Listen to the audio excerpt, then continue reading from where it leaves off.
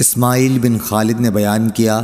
ان سے قیس بن ابی حازم نے بیان کیا کہ جریر بن عبداللہ رضی اللہ عنہ نے کہا کہ میں نے رسول اللہ صلی اللہ علیہ وسلم سے نماز قائم کرنے، زکوٰۃ دینے اور ہر مسلمان کے ساتھ خیر خواہی کرنے پر بیعت کی تھی۔ صحیح بخاری حدیث نمبر 1401۔ ابو زناد نے بیان کیا کہ عبد الرحمن بن حرمز اعرج نے ان سے بیان کیا کہ انہوں نے ابو ہریرہ رضی اللہ عنہ سے سنا، آپ نے بیان کیا کہ نبی کریم صلی اللہ علیہ وسلم نے فرمایا کہ اونٹ قیامت کے دن اپنے مالکوں کے پاس جنہوں نے ان کا حق زکوٰۃ نہ ادا کیا کہ اس سے زیادہ موٹے تازے ہو کر آئیں گے جیسے دنیا میں تھے، اور انہیں اپنے کھروں سے روندیں گے۔ بکریاں بھی اپنے مالکوں کے پاس جنہوں نے ان کے حق نہیں دیے تھے پہلے سے زیادہ موٹی تازی ہو کر آئیں گی اور انہیں اپنے کھروں سے روندیں گی اور اپنے سینگوں سے ماریں گی۔ رسول اللہ صلی اللہ علیہ وسلم نے فرمایا کہ اس کا حق یہ بھی ہے کہ اسے پانی ہی پر یعنی جہاں وہ چراگاہ میں چر رہی ہوں دوہا جائے۔ آپ نے فرمایا کہ کوئی شخص قیامت کے دن اس طرح نہ آئے کہ وہ اپنی گردن پر ایک ایسی بکری اٹھائے ہوئے ہو جو چلا رہی ہو اور وہ مجھ سے کہے کہ اے محمد صلی اللہ علیہ وسلم مجھے عذاب سے بچائیے، میں اسے یہ جواب دوں کہ تیرے لیے میں کچھ نہیں کر سکتا، میرا کام پہنچانا تھا سو میں نے پہنچا دیا۔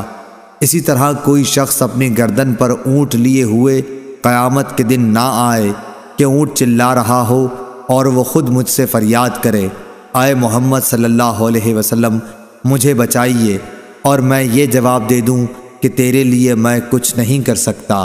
میں نے تجھ کو خدا کا حکم زکوٰۃ پہنچا دیا تھا۔ صحیح بخاری حدیث نمبر 1402۔ عبد الرحمن بن عبداللہ بن دینار نے اپنے والد سے بیان کیا، ان سے صالح سمان نے اور ان سے ابو ہریرہ رضی اللہ عنہ نے بیان کیا کہ رسول کریم صلی اللہ علیہ وسلم نے فرمایا کہ جسے اللہ نے مال دیا اور اس نے اس کی زکوٰۃ نہیں ادا کی تو قیامت کے دن اس کا مال نہایت زہریلے گنجے سانپ کی شکل اختیار کر لے گا، اس کی آنکھوں کے پاس 2 سیاہ نقطے ہوں گے جیسے سانپ کے ہوتے ہیں، پھر وہ سانپ اس کے دونوں جبڑوں سے اسے پکڑ لے گا اور کہے گا کہ میں تیرا مال اور خزانہ ہوں۔ اس کے بعد آپ نے یہ آیت پڑھی، اور وہ لوگ یہ گمان نہ کریں کہ اللہ تعالیٰ نے انہیں جو کچھ اپنے فضل سے دیا ہے وہ اس پر بخل سے کام لیتے ہیں کہ ان کا مال ان کے لیے بہتر ہے، بلکہ وہ برا ہے جس مال کے معاملے میں انہوں نے بخل کیا، قیامت کے دن اس کا طوق بنا کر ان کی گردن میں ڈالا جائے گا۔ صحیح بخاری حدیث نمبر 1403۔ یحییٰ بن ابی کثیر نے خبر دی کہ عمرو بن یحییٰ بن عمارہ نے انہیں خبر دی اپنے والد یحییٰ بن عمارہ بن ابو الحسن سے، اور انہوں نے ابو سعید خدری رضی اللہ عنہ سے انہوں نے بیان کیا کہ رسول کریم صلی اللہ علیہ وسلم نے فرمایا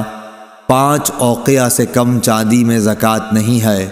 اور 5 اونٹوں سے کم میں زکوٰۃ نہیں ہے، اور 5 وسق سے کم غلے میں زکوٰۃ نہیں ہے۔ صحیح بخاری حدیث نمبر 1405۔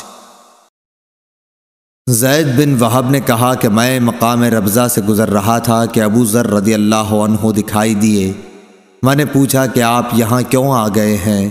انہوں نے جواب دیا کہ میں شام میں تھا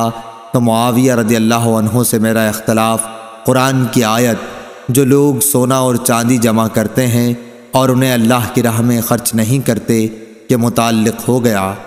معاویہ کا کہنا یہ تھا کہ یہ آیت اہل کتاب کے بارے میں نازل ہوئی ہے، اور میں کہتا تھا کہ اہل کتاب کے ساتھ ہمارے متعلق بھی یہ نازل ہوئی ہے۔ اس اختلاف کے نتیجے میں میرے اور ان کے درمیان کچھ تلخی پیدا ہو گئی، چنانچہ انہوں نے عثمان رضی اللہ عنہ جو ان دنوں خلیفۃ المسلمین تھے کہ یہاں میری شکایت لکھی۔ عثمان رضی اللہ عنہ نے مجھے لکھا کہ میں مدینے چلا آؤں، چنانچہ میں چلا آیا۔ وہاں جب پہنچا تو لوگوں کا میرے یہاں اس طرح ہجوم ہونے لگا جیسے انہوں نے مجھے پہلے دیکھا ہی نہ ہو۔ پھر جب میں لوگوں کے اس طرح اپنی طرف آنے کے متعلق عثمان رضی اللہ عنہ سے کہا تو انہوں نے فرمایا کہ اگر مناسب سمجھو تو یہاں کا قیام چھوڑ کر مدینے سے قریب ہی کہیں اور جگہ الگ قیام اختیار کر لو۔ یہی بات ہے جو مجھے یہاں ربضہ تک لے آئی ہے۔ اگر وہ میرے اوپر ایک حبشی کو بھی امیر مقرر کر دیں تو میں اس کی بھی سنوں گا اور اطاعت کروں گا۔ صحیح بخاری حدیث نمبر 1406۔ مجھ سے میرے خلیل نے کہا تھا، میں نے پوچھا کہ آپ کے خلیل کون ہیں؟ جواب دیا کہ رسول اللہ صلی اللہ علیہ وسلم۔ اے ابو ذر، کیا احد پہاڑ دیکھتا ہے؟ ابو ذر رضی اللہ عنہ کا بیان تھا کہ اس وقت میں نے سورج کی طرف نظر اٹھا کر دیکھا کہ کتنا دن ابھی باقی ہے، کیونکہ مجھے آپ کی بات سے یہ خیال گزرا کہ آپ اپنے کسی کام کے لیے مجھے بھیجیں گے۔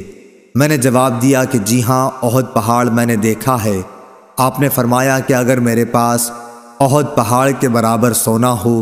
میں اس کے سوا دوست نہیں رکھتا کہ صرف 3 دینار بچا کر باقی تمام کا تمام اللہ کے راستے میں دے ڈالوں۔ ابو ذر رضی اللہ عنہ نے پھر فرمایا کہ ان لوگوں کو کچھ معلوم نہیں، یہ دنیا جمع کرنے کی فکر کرتے ہیں۔ ہرگز نہیں، خدا کی قسم، نہ میں ان کی دنیا ان سے مانگتا ہوں اور نہ دین کا کوئی مسئلہ ان سے پوچھتا ہوں تاکہ میں اللہ تعالیٰ سے جا ملوں۔ صحیح بخاری حدیث نمبر 1408۔ قیس بن ابی حازم نے بیان کیا اور ان سے ابن مسعود رضی اللہ عنہ نے بیان کیا کہ حسد، رشک کرنا صرف 2 ہی آدمیوں کے ساتھ جائز ہو سکتا ہے۔ ایک تو اس شخص کے ساتھ جسے اللہ نے مال دیا اور اسے حق اور مناسب جگہوں میں خرچ کرنے کی توفیق دی۔ دوسرے اس شخص کے ساتھ جسے اللہ تعالیٰ نے حکومت، عقل، علم قرآن و حدیث اور معاملہ فہمی دی اور وہ اپنی حکمت کے مطابق حق فیصلے کرتا ہے اور لوگوں کو اس کی تعلیم دیتا ہے۔ صحیح بخاری حدیث نمبر 1409۔ عبد الرحمن بن عبداللہ بن دینار نے بیان کیا، ان سے ان کے والد نے، ان سے ابو صالح نے اور ان سے ابو ہریرہ رضی اللہ عنہ نے کہ رسول اللہ صلی اللہ علیہ وسلم نے فرمایا، جو شخص حلال کمائی سے 1 کھجور کے برابر صدقہ کرے اور اللہ تعالیٰ صرف حلال کمائی کے صدقے کو قبول کرتا ہے تو اللہ تعالیٰ اسے اپنے داہنے ہاتھ سے قبول کرتا ہے، پھر صدقہ کرنے والے کے فائدے کے لیے اس میں زیادتی کرتا ہے، بالکل اسی طرح جیسے کوئی اپنے جانور کے بچے کو کھلا پلا کر بڑھاتا ہے تاکہ اس کا صدقہ پہاڑ کے برابر ہو جاتا ہے۔ عبد الرحمن کے ساتھ اس روایت کی مطابقت سلیمان نے عبداللہ بن دینار کی روایت سے کی ہے، اور ورقہ نے ابن دینار سے کہا، ان سے سعید بن یسار نے، ان سے ابو ہریرہ رضی اللہ عنہ نے اور ان سے نبی کریم صلی اللہ علیہ وسلم نے، اور اس کی روایت مسلم بن ابی مریم، زید بن اسلم اور سہیل نے ابو صالح سے کی، ان سے ابو ہریرہ نے اور ان سے نبی کریم صلی اللہ علیہ وسلم نے۔ صحیح بخاری حدیث نمبر 1410۔ سعید بن خالد نے بیان کیا، انہوں نے کہا کہ میں نے حارثہ بن وہب رضی اللہ عنہ سے سنا، انہوں نے فرمایا کہ میں نے نبی کریم صلی اللہ علیہ وسلم سے سنا تھا کہ صدقہ کرو، ایک ایسا زمانہ بھی تم پر آنے والا ہے جب ایک شخص اپنے مال کا صدقہ لے کر نکلے گا اور کوئی اسے قبول کرنے والا نہیں پائے گا۔ صحیح بخاری حدیث نمبر 1411۔ ابو زناد نے بیان کیا، ان سے عبد الرحمن بن حرمز اعرج نے اور ان سے ابو ہریرہ رضی اللہ عنہ نے کہ نبی کریم صلی اللہ علیہ وسلم نے فرمایا، قیامت آنے سے پہلے مال و دولت کی اس قدر کثرت ہو جائے گی اور لوگ اس قدر مالدار ہو جائیں گے کہ اس وقت صاحب مال کو اس کی فکر ہوگی کہ اس کی زکوٰۃ کون قبول کرے، اور اگر کسی کو دینا بھی چاہے گا تو اس کو یہ جواب ملے گا کہ مجھے اس کی حاجت نہیں ہے۔ صحیح بخاری حدیث نمبر 1412۔